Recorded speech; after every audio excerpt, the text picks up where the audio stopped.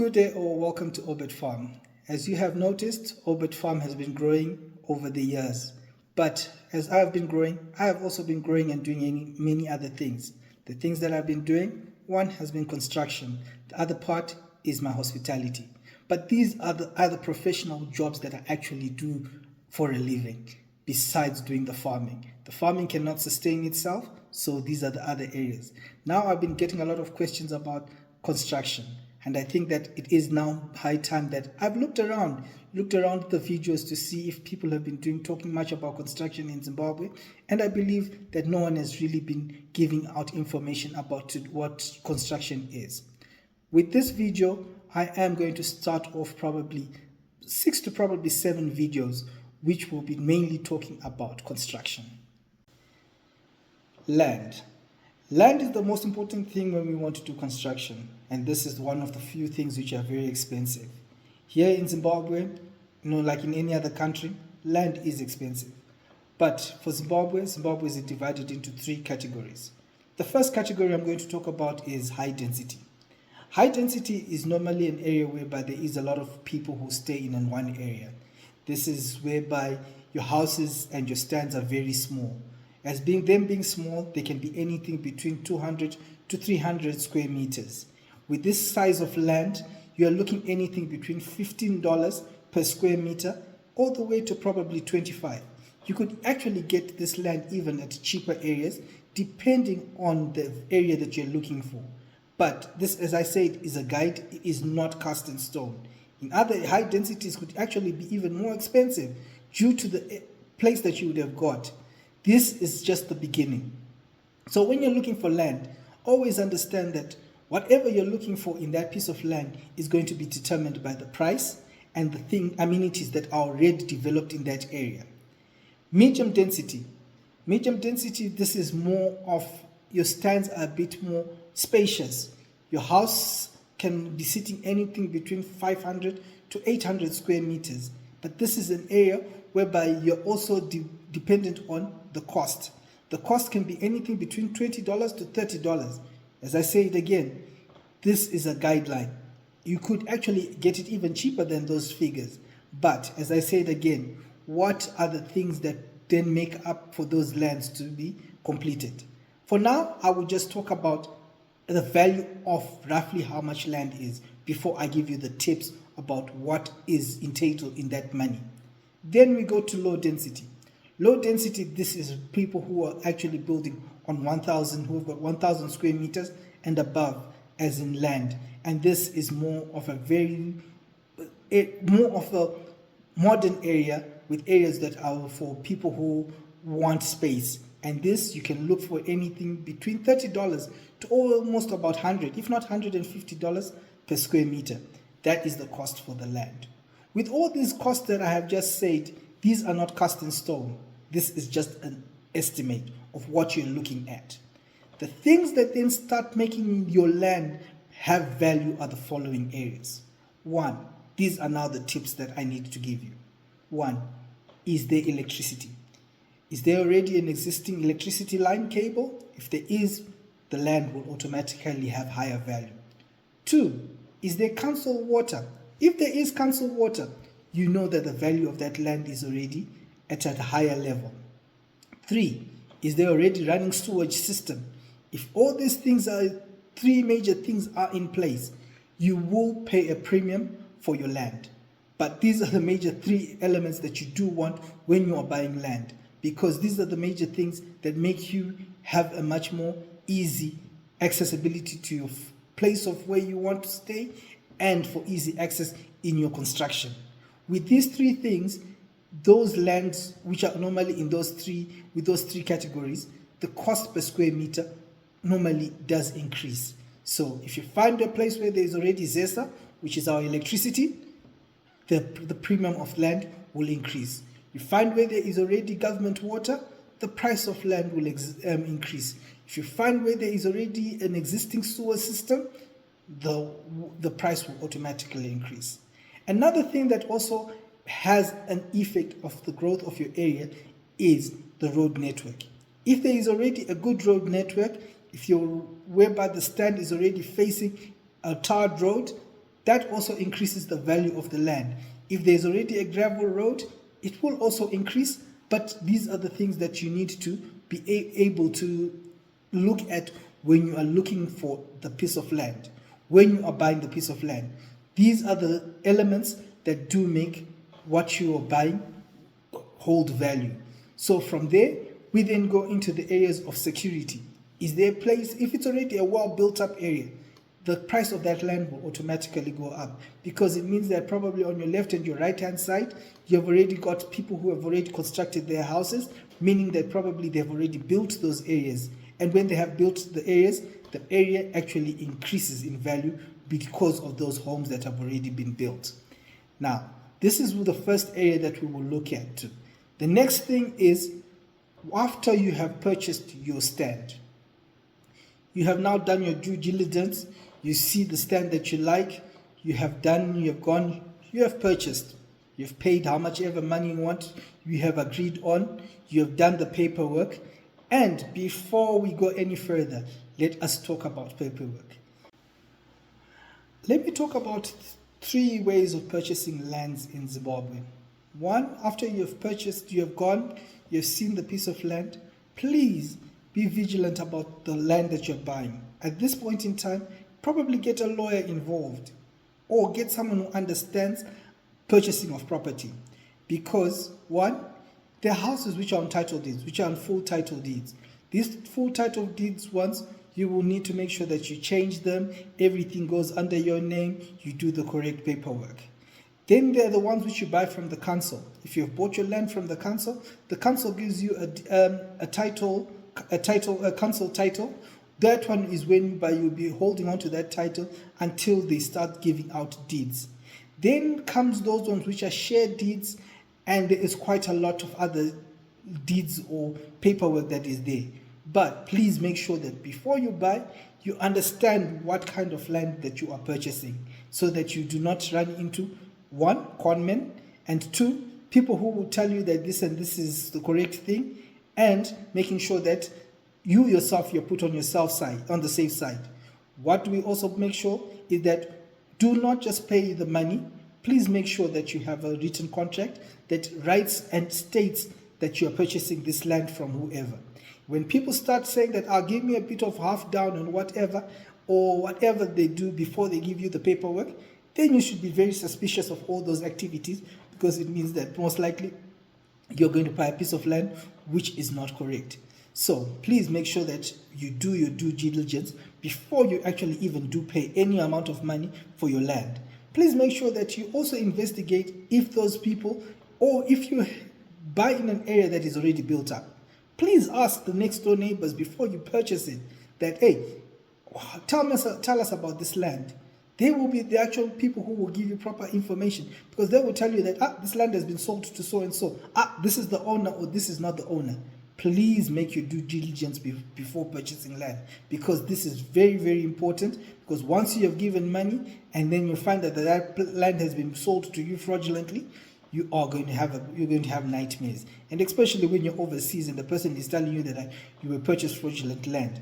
Please also then make sure that when you, especially the people who are outside the country, yes, I do talk to my people who are outside the country, please make sure that when they do that, all the paperwork should be in your name, not in your relative's name, not in anyone's name, but in your name. Because tomorrow you do not want to have any fights or arguments with your relatives about making sure that you did not get your piece of land.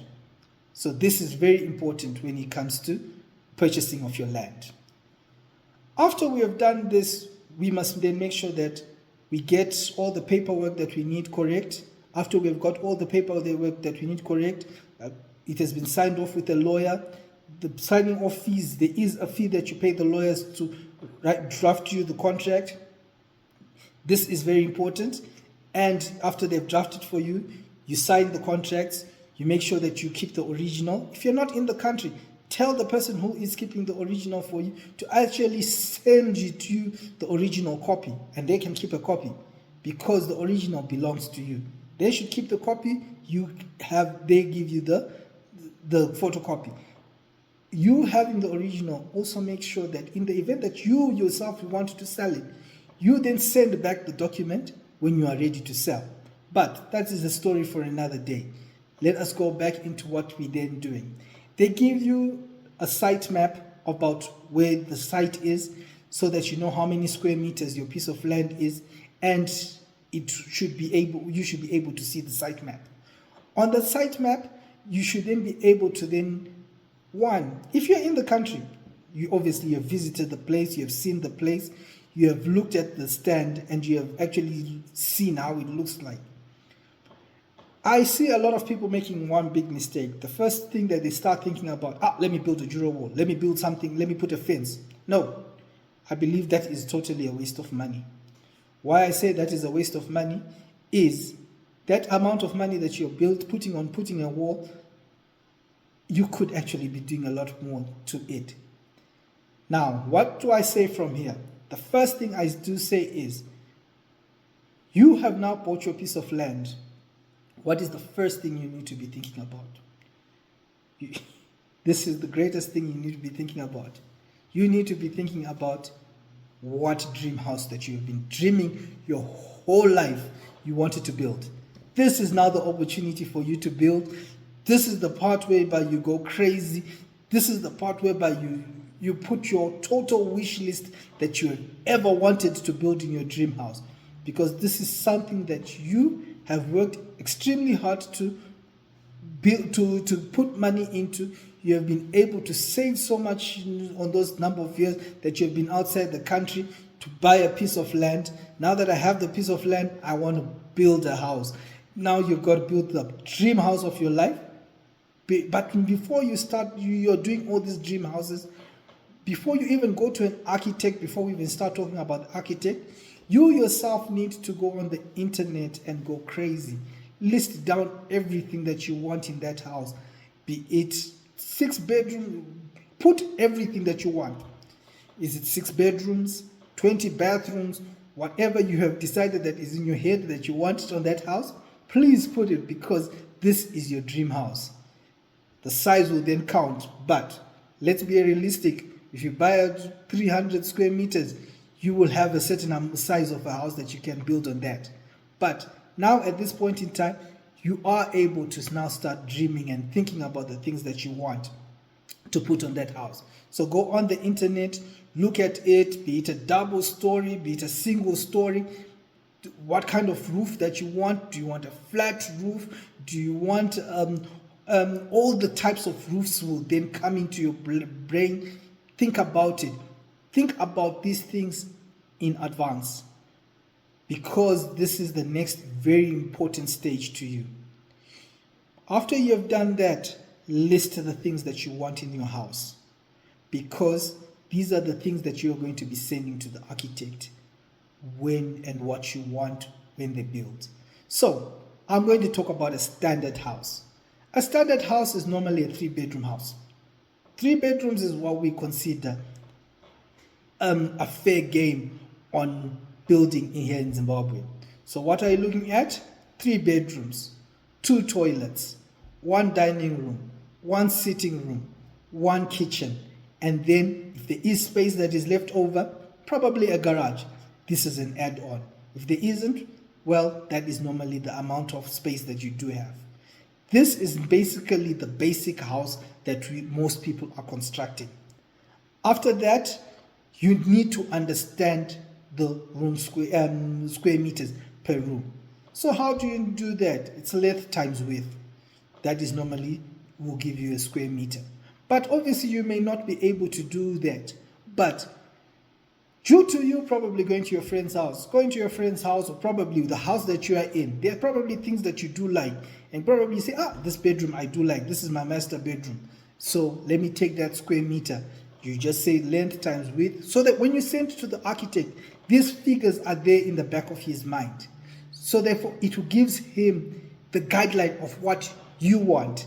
At the end of the day, it is not what the architect wants, it is what you want. Because the house is not going to be lived by the architect. The house, you are the one who's going to live into it. So once you start giving them the square meters that you want for each and every room, you are then being able to put yourself in a position whereby you are able to see and physically understand the size of each and every room that you want. I want my bedroom to be this big. I want my kitchen to be this big. I want my dining room to be this big. By all these sizes that you would have given the architect, you are giving them a blueprint of what you want. His point is now to make sure that what you are envisioning in your head of the sizes is what the architect is going to be able to put down on paper. At this point in time, as you are doing all these things, you are now looking for a qualified architect here in Zimbabwe. Why I'm saying here in Zimbabwe? Because the rules and regulations of how to construct things here in Zimbabwe and the way that things are built in Europe are very, very different. Or how they are built in America, the way they're built in Middle East, all these things are different from how we build here in Zimbabwe. We have got certain positioning of how we need to position our toilets. We've got certain positions whereby our plumbing.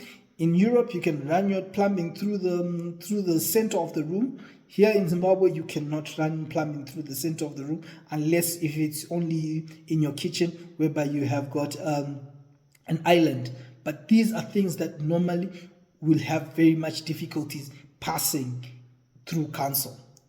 So we are just saying that all your ideas, you have now put them down on paper, you have now sent them to the architect.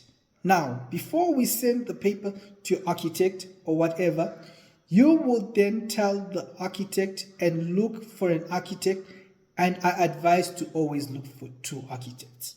Why I say for 2 architects is because for each area, there is a difference in price.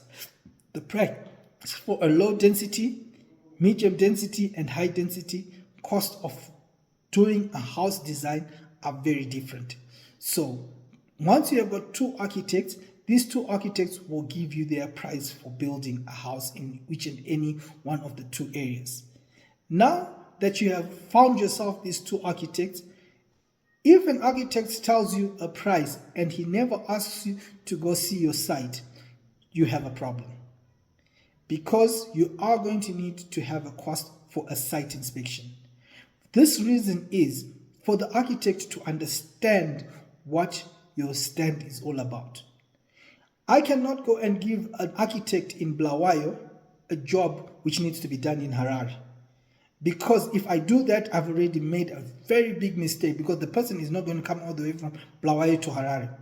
And once that happens, that architect is normally not going to do anything that is which is correct, because this architect, you are going to need him later in this process. Because whatever they have drawn on paper, they need to come and verify that for sure the builders are doing the correct thing. But before we go all that way, I would always say that if you're looking for an architect, if you're looking to build in Harare, look for an architect in Harare. That person will be able to go and visit your site and be able to look at the site. The reason why they're going to be looking at your site is for the landscaping. 1, to understand that if you buy a piece of land where there is no sewage, that means that you need to you need to build a septic tank. And you're building a septic tank, it needs to sit in a certain direction. If there is electricity, your house needs to be in a certain direction so that they can easily connect for electricity onto your stand. He needs to know whereby do we build 3 meters from the boundaries of the wall? Can we build 1.5 meters from the boundary? They will know this according to the location. In high density, if I'm correct, it can be anywhere between 1 meter. Medium density, I think it's 2 to 3 meters. And in low density, it is definitely 3 meters and above. So all these things need to be looked at, and the person needs to also then look at the orientation of the rising of the sun and the setting of the sun. And if you're a person who's going to be using solar because there is no electricity, he needs to position your house in such a way that it does then accumulate to you being able to use solar electricity, and for all these things to be considered. Once we have gone through all these things, the architect is the first person that we have now contacted. Now we give them the plan of what we want them to do, not the other way around. We are giving them our dream. Our dream is, I want my house to be so many rooms, so many whatever, and they are now working round to match your needs. The architect is there to design for you your dream house, not for the architect to dream of a house that they want for you. You are the one who's giving them the list of things that you do want. When an architect gives you the first draft of whatever they have drawn for you, you are the one who needs to be able to say to yourself, what is there? Let us talk about high density. Normally in high density, we will not have enough space to put a garden, to put so much things, because the amount of land that we have is very small. And it being very small, there will not be enough land for us to have all the landscaping. That would not be able. Medium and high, it's possible. But these are the things that you, as the person who owns the land, what do you want? Because an architect will just do whatever they feel is correct, but they are not, you are the one who needs to know that are these things that I'm getting on this piece of land or which are being done, are they correct? Now, when you do that, you are now in control of your land. Now, what am I saying? An architect's fee in Zimbabwe can range anything from $150 all the way north to even $2,000, depending on the size of your stand or the size of your house that you want them to construct. So I've given you a rough estimate of how much an architect can cost. Anything from $100, $150, all the way to $2,000. But this is roughly a better, much more given guide that I'm going to give. For low density houses, which are about 100 square meters, you are looking anything between 150 to 250. Anything from 100 square meters going upwards, you are looking from anything between 250 to 500. Anything above, let's say about 400 square meters, you are looking anything between $1,000 going up. But I want us to go backwards. Why I said I need you to go backwards is because when we look at these fees, even if I decide that in a high density, I want to build, let me say in a low density, I just want to build something that is very small. Do not expect it to be $100 and $150. In low density, it will be more expensive. Reasons being is because the location that you are building these things and then the permits that may be needed for these things are going to vary. You build in a low density area and it is one which has got council, which needs council approval. You are going to need to pay council fees. Those fees you are paid directly to the council, and then there will be site inspections by the council for that construction, because that council will be wanting you to build according to their rules and regulations. Then in the medium and high density, as then some areas in the high density, if it's already a well built up area, you will still need to go to council, and there will be council fees that you will need to pay, be it medium, high, or low density. There are those council fees that you need to pay. And when you need to pay those fees will be paid directly to those councils, either for inspection, or if it's not for inspection, it is for you to make sure that you are building according to code. These are the basics that we need to make sure that we do understand. So, what have we talked about? You purchasing the land, 1. 2, you getting a favorable piece of land which is in the correct place that you do want, with the amount of things that are available and the amenities that we can say are amenities. Because to me, electricity, water, and sewage is amenities which are normally not found in each and every place that you do buy. 3, make sure that your paperwork that you have got is the correct kind of paperwork when purchasing the land. Please make sure that lawyers are involved for this be it a lawyer who will make sure that the paperwork that you are being signing is correct and is valid. 4, we have dreamt our house. We have dreamt about it in our heads. We have made sure that we have done everything that we want. Now we wanted to put it on paper. We put all the amenities that we want, everything that we want. 5, we have looked for the architect within the price range that we can afford. And now at this point in time, the architect has given us our drawings, and our drawings are here. We have looked at them. We are happy. We are now about to go into the next stage. Thank you very much for watching this start of this channel. Please subscribe to the channel. Please give a like. And for everyone, please give us more comments, and I will give you more update as we go on.